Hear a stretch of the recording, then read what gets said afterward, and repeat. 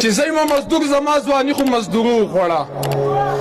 چې زېما مزدور زما ځواني خو مزدورو خوړه زما بې دسته زندگی و خو بچو خوړه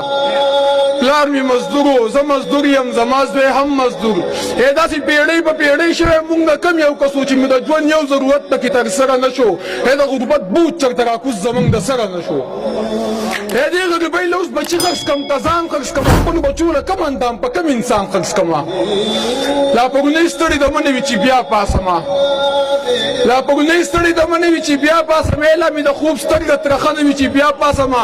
سهار وختي زه بیا د ښار طرف په لار ونیسم د پول مزدور یم په پول کې انتظار ونیسم چې موټر ودرېږي نو زه ورله ورمنډه کمې ورته سیب وکړم او لاس ورته په ډنډه کړمه ورته یم کار له مې بوځېمه ورته یم کار له مې بوځېمه زه هر یو کار کولی شم زه د خپل کار نه علاوه تاله بېګار کولی شم داسې تمامه ورځ چې تېره ستړی کور ته راشم چې بچي خوار ووینم ګویې لکه ګور ته راشم په تمام کال کې په مونږ یو ورځ د مانځلو راځي بیا تمام کال په مونږ غم د غم ځپلو راځي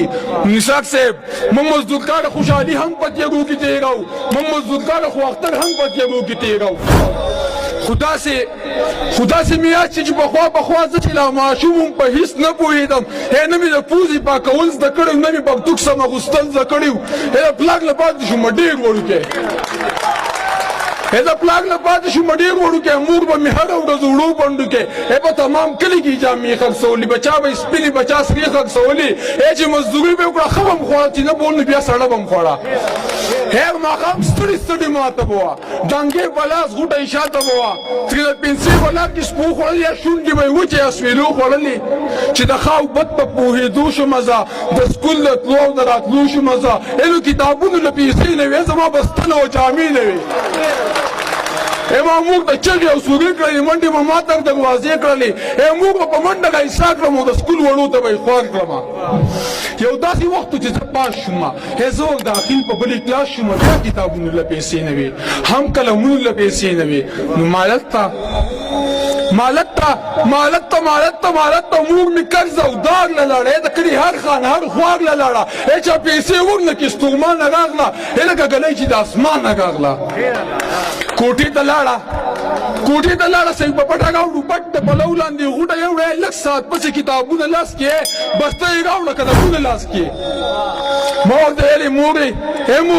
تا څه شی یې وړو دا کتابونه دي ځکه مې راوړو نو خبرې چې ویلې ما سړه غوټۍ خرڅه کړه ما ستا روزي په یوه ټۍ خرڅه کړه ویلې ما سړه غوټۍ خرڅه کړه ما ستا روزي په یوه ټۍ خرڅه کړه اسمان ته یې وکتل بیا وبړې د شپو په جړه خدای خبر څه ګړېده خو بس دومره مې واورېدل چې ویلې خالقه د قدرتونو د جهان مالکه هغه غوټۍ دې هم سړګانه کړه خېټه دې هم چرمړګانه کړه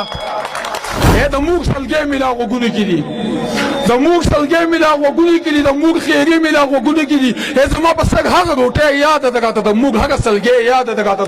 سلګۍ یاده ده